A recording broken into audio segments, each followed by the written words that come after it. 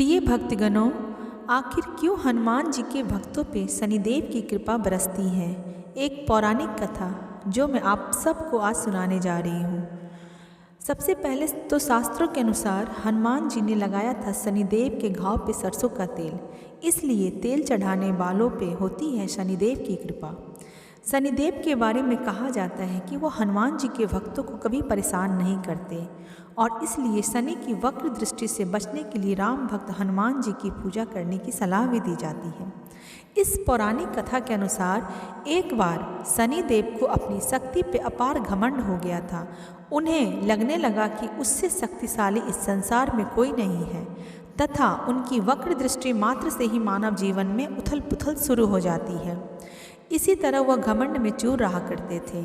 इसी मद में चूर शनिदेव एक ऐसे स्थान पर जा पहुँचे जहाँ हनुमान जी अपने प्रभु श्री राम की साधना में लीन थे।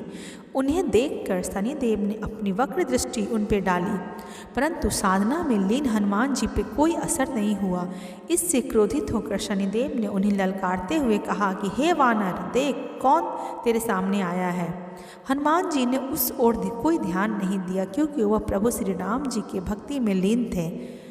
शनिदेव ने कई बार प्रयास किए मगर साधना में लीन हनुमान जी विचलित नहीं हुए।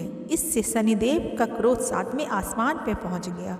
गुस्से में आकर शनिदेव ने एक बार फिर प्रयास किया और कहा, हे वानर, आंखें खोल, मैं शनिदेव हूँ।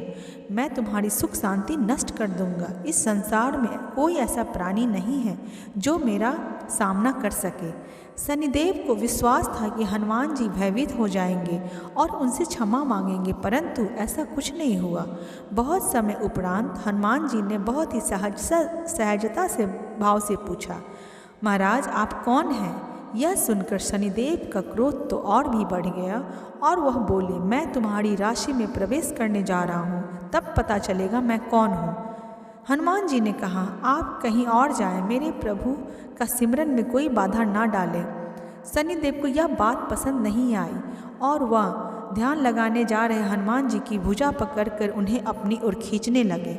हनुमान जी को लगा जैसे उनकी भुजा में किसी ने दहकते अंगारों को रख दिया है। उन्होंने एक झटके से अपनी भुजा छुड़ा ली और शनिदेव ने विकराल रूप धारण कर लिया यह देखकर और उनकी दूसरी भुजा पकड़ने की कोशिश कर रहे थे। तब तो हनुमान जी को भी क्रोध आ गया। उन्होंने शनिदेव को अपनी पूंछ में लपेट लिया। शनिदेव का क्रोध तब भी कम नहीं हुआ, वह और क्रोधित होते जा रहे थे हनुमान जी पे। शनिदेव बोले, तुम तो क्या, तुम्हारे प्रभु श्री राम भी मेरा कुछ नहीं बिगाड़ सकते। पर हनुमान जी ने पूंछ में लिपटे शनिदेव को पहाड़ों और वृक्षों पे जोर जोर से पटकना शुरू कर दिया और रगड़ना शुरू कर दिया। तब शनिदेव की हालत खराब हो गई और शनिदेव ने देवताओं से मदद मांगी मगर कोई देवता उनकी मदद को नहीं आए।